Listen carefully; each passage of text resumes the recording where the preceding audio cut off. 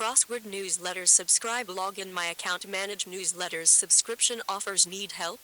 Log out Daily Beast all cheat sheet politics crime entertainment media innovation opinion world US news scouted travel cheat sheet politics fever dreams Biden world elections opinion national security Congress pay dirt the new abnormal right Richter Trump land media confider daytime talk late night Fox News US News identities crime race LGBT extremism coronavirus world Russia Europe China Middle East innovation science travel entertainment TV movies music comedy sports sex TDBs obsessed awards shows the last laugh food and beverage culture power trip fashion books royalist tech disinformation scouted clothing technology beauty home pets kitchen fitness I'm looking for coupons Adidas promo codes DoorDash promo codes H&M coupons Hotwire promo codes wine.com discounts Vidicus coupons Spanx promo codes StubHub promo codes best picks best VPNs best gaming PCs best air fryers products newsletters podcasts crosswords subscription follow US got a tip?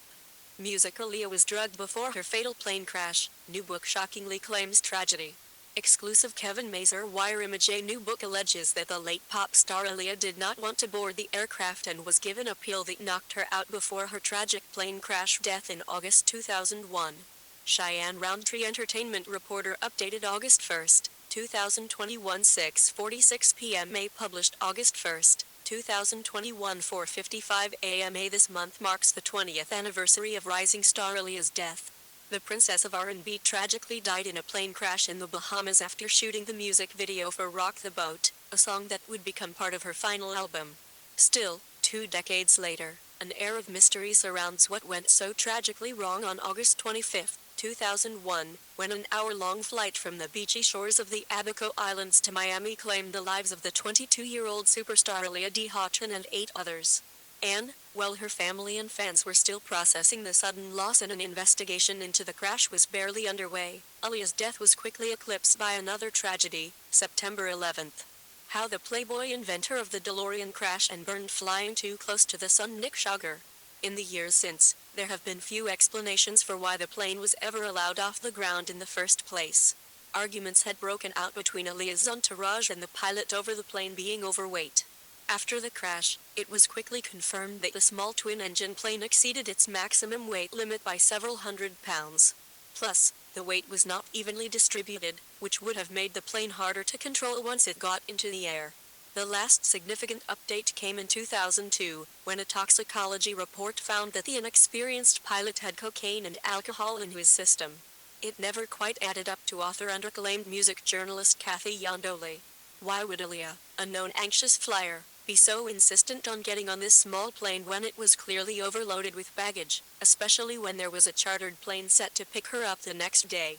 But Iandoli stumbled across what she believes is the final piece of the puzzle in the process of researching and writing her upcoming book Baby Girl, better known as Aaliyah, out August 17 from Atria Books, which has given her long-needed closure about the singer's death, she tells the Daily Beast. Atria Books it came from a man in the Abaco Islands named Kingsley Russell, whose family ran a taxi and hospitality business in the area. Shortly after the death of Kobe Bryant in February 2020, Russell made a since-deleted YouTube video describing how the helicopter crash was triggering because it reminded him of the day he watched Aaliyah being taken on board the fatal flight while she was asleep, knocked out by a pill that a member of her team had given her. Minutes after he saw her entourage carrying a sleeping Aaliyah onto the plane despite her previous protests about boarding it, Russell said he remembers hearing the unforgettable sound of the aircraft crashing into the ground. Russell's account was a bomb to Iandoli, who for years struggled to accept the fact that Aaliyah willingly risked her safety and her team's just to make it back to Miami that Saturday night.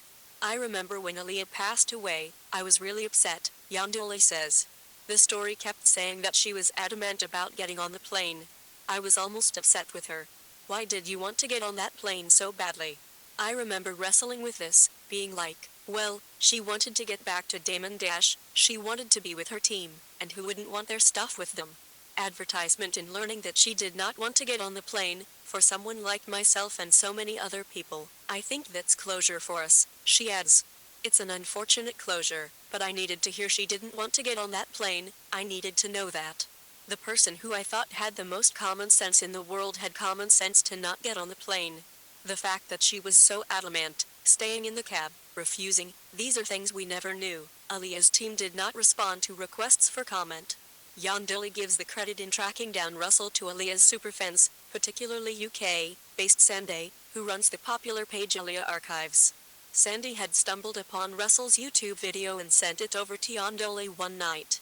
She's like, "You got to get at him," Yandoli recalls. "Even if he's lying, fine, let's find out if he's lying." That was basically what it came down to. The person who I thought had the most common sense in the world had common sense to not get on the plane. The fact that she was so adamant, staying in the cab, refusing, these are things we never knew. Yandoli slid into Russell's YouTube private messages, saying she was working on a book about Aaliyah and asked if he'd be willing to chat. Russell told Yandoli that he had received a handful of messages but was only interested in speaking to her because Aaliyah had told him during that final journey to the airport, "If you want to do anything, be an author." Feeling he was destined to talk to Yandoli, Russell began sharing a story that he had long been advised to keep to himself. Russell had been 13 in 2001 and wound up being in Aaliyah's orbit by working as her team's baggage carrier, securing the tip job by his aunt Annie Russell, who was handling the team's transportation and scouting locations for filming.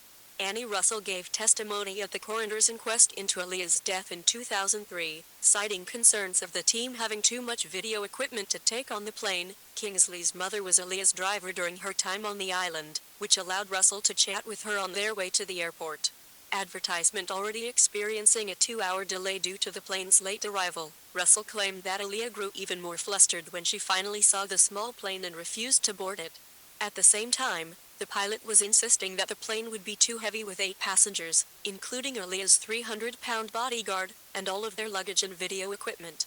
The airport staff, and Aaliyah had the common sense that the plane was overweight, Russell is quoted in the book.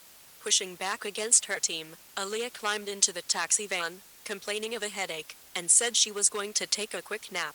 Meanwhile, her camp continued to try and convince the pilot to fly them with all their luggage, according to Russell.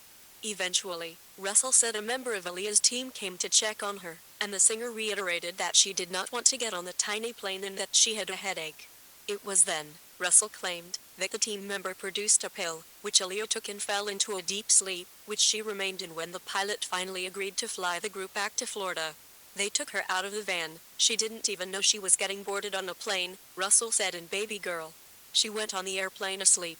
Advertisement. When Aaliyah's body was recovered nearly 20 feet away from the wreckage, she was still strapped into her seat, slumped to the left with her 5'7" frame folded over, according to the book. An autopsy report concluded that her survival was unthinkable, citing her extensive burns and major head trauma. For Yandoli, it's a bittersweet revelation that Aaliyah was allegedly knocked out of when she was taken on board the plane, admitting she was unsure if she even wanted to include the pill detail in her book. She ultimately decided it fit into this story that I think debunked something that we had been believing for all this time. The only thing I've taken with me is that after 20 years, I can finally say that Aaliyah didn't want to get on the plane, she says. That makes me feel a little better, but not much. This didn't have to happen. She should still be here, and I think that's the saddest part about it. She deserved better, Yandoli adds. Cheyenne Roundtree entertainment reporter at Cheyenne's Round got a tip? Send it to the Daily Beast here.